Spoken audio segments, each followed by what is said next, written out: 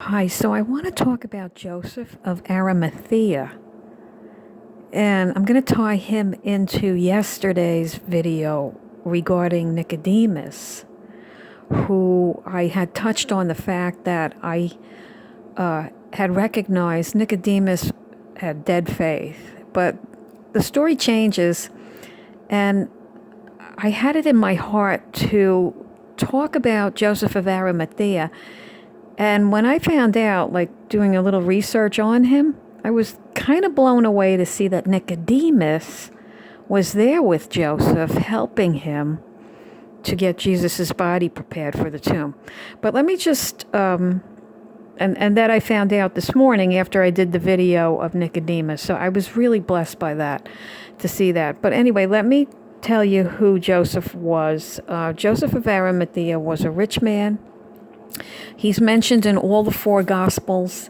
He's described as a good man, a brave man. He lived the way God wanted, and he hopefully awaited the kingdom of heaven. He had dug a new tomb out of the wall of a rock, which was never used before. So I gathered that information on him. Also, he is the person that went to Pilate. That's why the scriptures call him brave, because he was of the Jewish council. He was like a leader amongst the Jews. And the Pharisees who killed Jesus, who hated Jesus, Joseph was very brave to stand up against them and to go directly also to Pilate and ask him for the body of Jesus. Pilate said yes. He gave him the body. And, he lent his tomb to Jesus. Now, why do I say lent? And why do I bring up Joseph? Because, it's obvious when you read these four accounts of him in the Gospels, we see how much he loved Jesus. But have we ever thought, or did I ever think of the fact that this man had great faith? I mean, he was a rich man, and he dug this tomb out of the wall of the rock.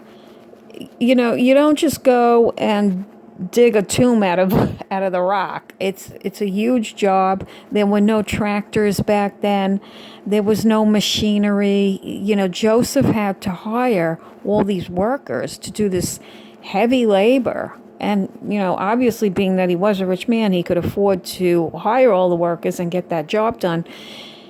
And I'm pretty much guessing that that was going to be his own tomb for one day, Joseph's tomb for one day.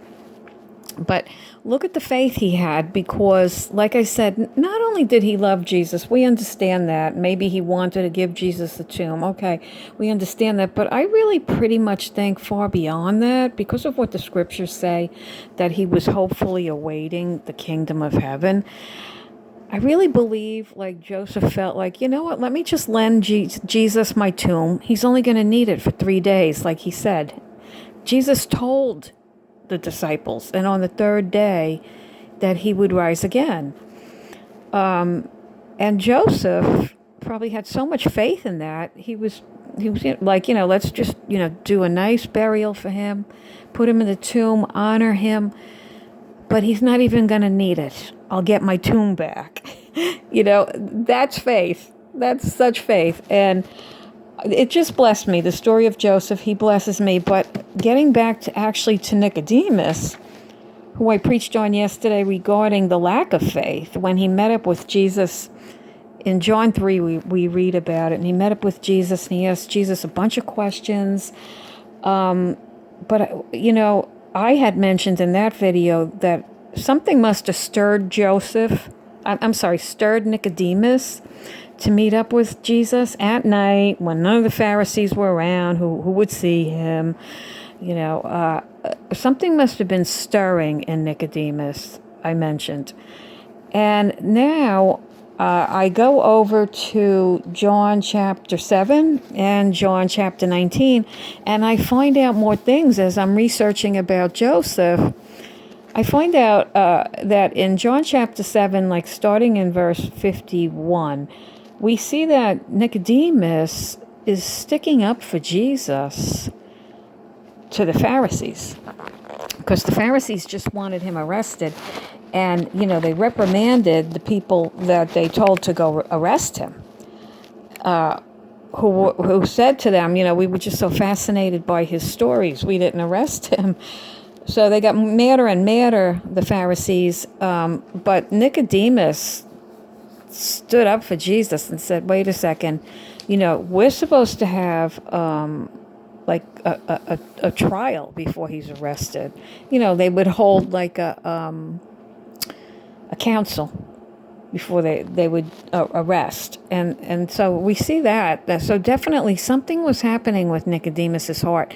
Could it be from reading John chapter 3, this kind of like discourse that Jesus gave in John chapter 3?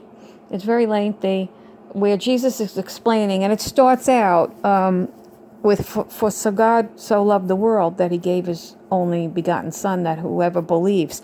So all those verses, Jesus is telling Nicodemus about believing and how important it is to believe and what believing means and belief.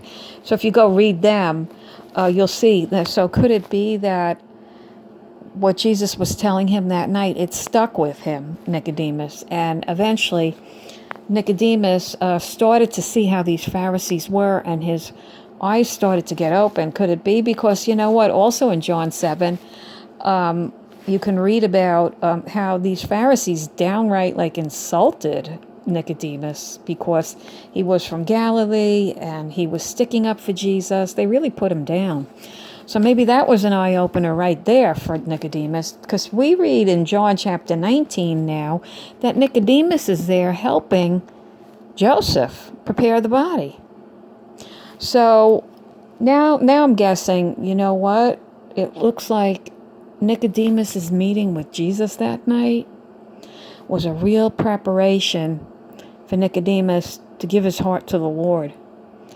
And it's very encouraging to see a person get saved, to get born again, in the scriptures there, to go from zero faith to believing the Spirit of God will lead him through the rest of his life, giving his life over to the Lord, to Jesus, to God, to lead him, to be led by the Spirit. As Jesus was describing, the Holy Spirit is like the wind. You can't see him, but he will lead you, because you will hear his voice, just like wind can be heard in the trees rustling. You can hear the wind howl sometimes. That's how the Holy Spirit is, because the Holy Spirit will eventually show up. You're not going to know when.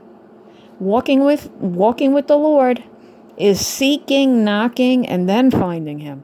He promises you'll find him. He promises he'll show up. So we see these two different examples of faith. We see Joseph, we see Nicodemus, it was a process for him.